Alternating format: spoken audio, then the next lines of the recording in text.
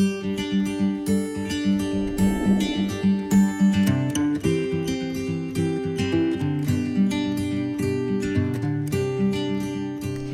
everyone, it's Janet and welcome to my channel. And welcome to Christmas in July. Today I have a cute Christmas card for you that's actually a tunnel card.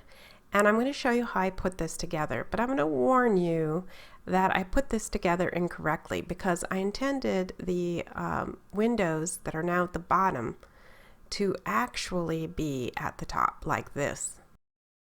As you can see, I did recover, but at the very end of the video I've got some instructions and pointers to show you what I did wrong and how you can get your placement exactly where you want it.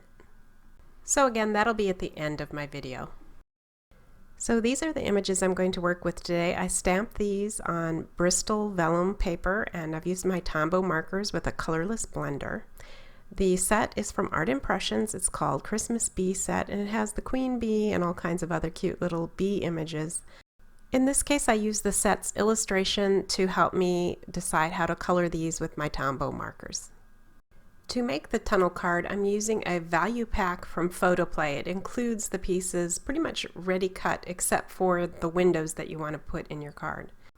Each tunnel card has 3 pieces. This one happens to be window number 2. And it is sandwiched between window number 1, which is made with this piece, which looks a little complicated at first, but it's really not too bad. So you can see how window 2 goes inside and creates the tunnel card part. And then that goes inside kind of the typical card base. Now there are instructions for this included in the pack. I'm not really great with instructions, and I've made these tunnel cards before, although it's been a while. The main thing is you want to kind of pick your cardstock ahead of time and kind of know what you're going to do. And these are the ones that I have. I pre-cut some and some I'm going to have to cut as I go along. But knowing what colors and patterns you're going to use ahead of time I think is helpful. So I'm going to begin by burnishing in the score lines that are included in these 3 pieces. This particular piece is the main card base that wraps around the shadow box, and the thing to notice here is the side on the right is much shorter than the side on the left. Now this is window 1. It has a lot of different score lines here, so I'm going to start burnishing them in. In the center there are 2 score lines fairly close together, and these folds are going to create the far right edge of the shadow box card when it's finished and open. The score line on the opposite side is actually going to be the tab that secures the shadow box portion into the middle of your finished card. So hopefully that helps to kind of give you some idea of where the different pieces are going to go in the end. Now this middle piece, which is the window 2 piece, has some very thin score lines on each side of it, and it actually says on the edges that this is where your glue line goes. But before I do more with that, I'm just going to put in the insert for the far back or last panel of the shadow box. This is what you see in the very middle behind the first and second window. And then I'm going to start working on window 2. So to do so I'm going to put 1/4 inch double-sided tear tape along this scored area. These are going to be what allows this center window to be glued in the middle of the card, and is very important of course to getting that tunnel card appearance. So again, I just used a tear tape. It's real easy to work with, and it has a very strong adhesion, which I really want for this because it's going to get pushed and pulled quite a bit as the card is opened and shut. So the next step, I'm going to apply the paper that's going to be used for window 1. So I'm going to install this. Now with this you do want to only apply glue on the outer edges so that when you cut your window you're not gumming up your die. Another thing I'll point out is that I've got the 2 different papers on opposite sides, because they're going to fold together and you want the right sides of the paper facing up when it's folded. Okay, so now I'm going to go back to piece or window number 2. I'm sorry I'm kind of going back and forth, but I am sort of winging it a little bit, and I do need to trim this. Now the size that I found worked perfectly is 5.5 by 3 1/8, and it does not say that in the packaging.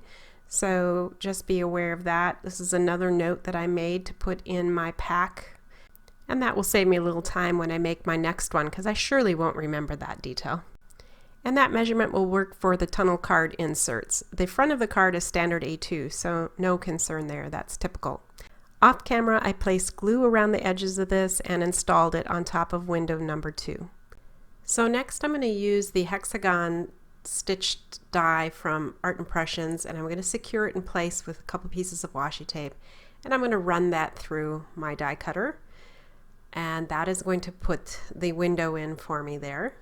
Now I'm going to prepare the cut for window 2 by matching up the score lines between the pieces of window 1 and window 2. And then I can bring in my smaller hexagon, match up the points, and try to make things pretty even around all edges of that. I'm going to halfway secure in the die with washi tape, then remove window 1, and then push the rest of the washi in place to secure it. And then I can run it through, and that should make sure that my window is exactly in the place that it should be, so that it's fairly even around with the border of the first and the second window. So it should look very much like that. And I'm just checking that those score lines are matching up, and they do. So now it's time to insert window 2 underneath window 1. So I'm going to take off the paper backing, and I'm going to line that adhesive up with the score line right along that colored paper. I want to make sure it's not in the score line, because then it would cause binding. But it's very simple to get it in the place that you want by folding over the first window over the second window. Then I'm going to take my Teflon tool and burnish that glue into the seam so it stays secure. And now this can be put inside the card base. So here it is, and if you recall, the right side is not as wide as the left side, and that's where we're going to put the glue in. And the shadow box is going to sit on top of that, and this is how the shadow box part is going to get incorporated into a single card. To do this, you'll take the shadow box piece and you'll put the side without the windows in it into the card base by matching up the edge of the tunnel card piece with the seam of the card base itself. So now at this point I start to realize that I've put this in the wrong direction, because now my windows are no longer going to be at the top. They're at the bottom instead of the top. So I should have been careful about which way I put this in, and was not. So therefore it still works, and I made a nice card with this. It just wasn't how I initially planned to do it. So again, just go to the end and I will talk about how to get this in the intended direction. So before I close this up, I'm going to put in some of the decorated pieces so I don't have to fight with placement after the tunnel card is all glued together. So I'm going to put it in place approximately just using my fingers, and then I'm going to decide where I want that Christmas tree to show through on the window. So that's how I'm going to be able to get this open and put pressure on it and not have to fight with any of the windows or layers. Then the next thing I'm going to do is on the second layer, I will put in just on the side of this cute little bee that's carrying a Christmas tree bulb. So the scene is kind of this decorating party is how I kind of imagine it, and this bee is carrying in some of the baubles that are going to go on that tree. And just a little bit of wet glue will secure it. And again, because I haven't sealed this all up, it's real easy to flip things over, put some pressure on. I just think it's a lot easier to deal with it this way. And then finally on the outside of the card, I'm going to put in these little bees that are singing, and they're reading their music, and you could tell by their legs that they're not standing, they're actually flying. So I put them at the top as if they are kind of flying above the scene.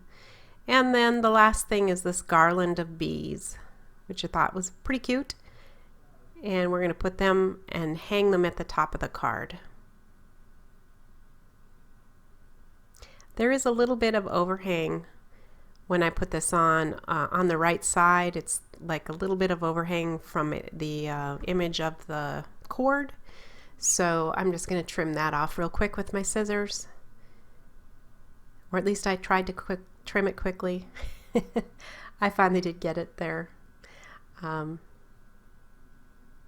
Those scissor blades are a little long. It's easier to do that with shorter blades.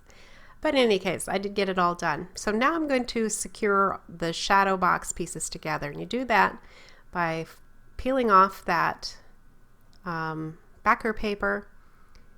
And then I'm going to put it in, folding the piece over, and then that will secure it. Right?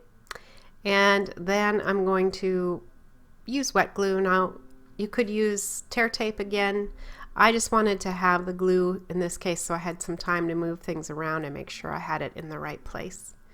So I'm going to go ahead and secure that in, putting it in such that the tops and bottoms all match up. There's no overhang.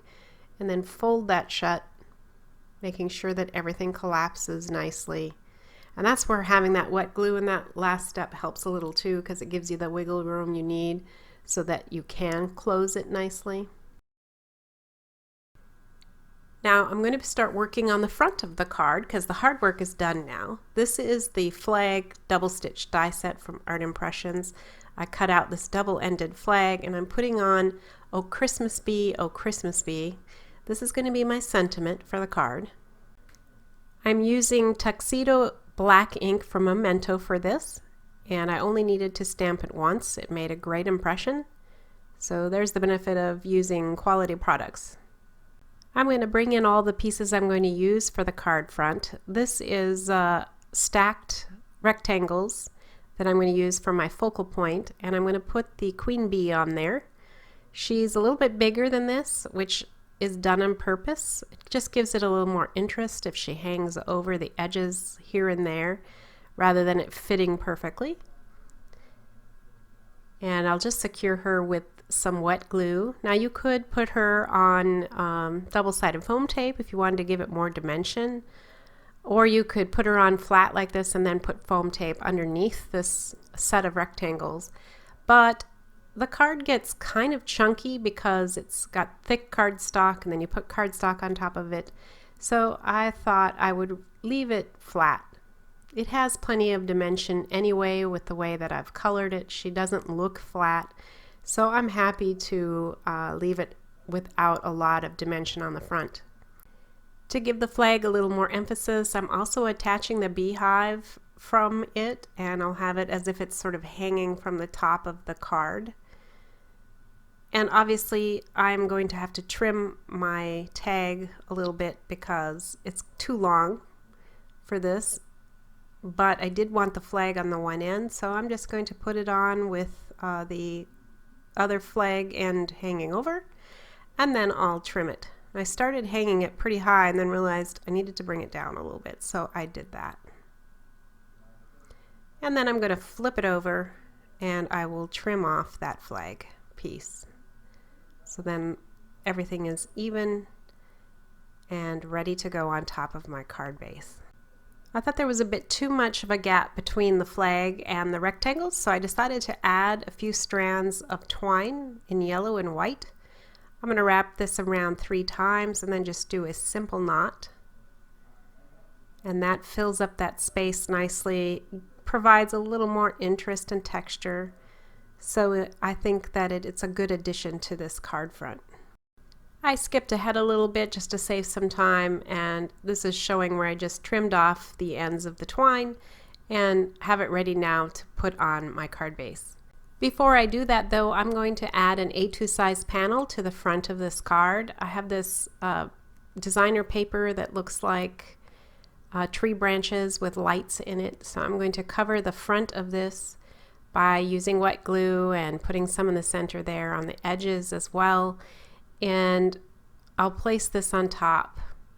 This is again where the wet glue is really, really useful because you can move it around and get it just where you want it to be. And this will make a great backdrop for the piece that I just did. And I'm going to add glue to that and put it in the center of this panel. By all means, you could use double-sided adhesive for this stuff. I think that would be fine too.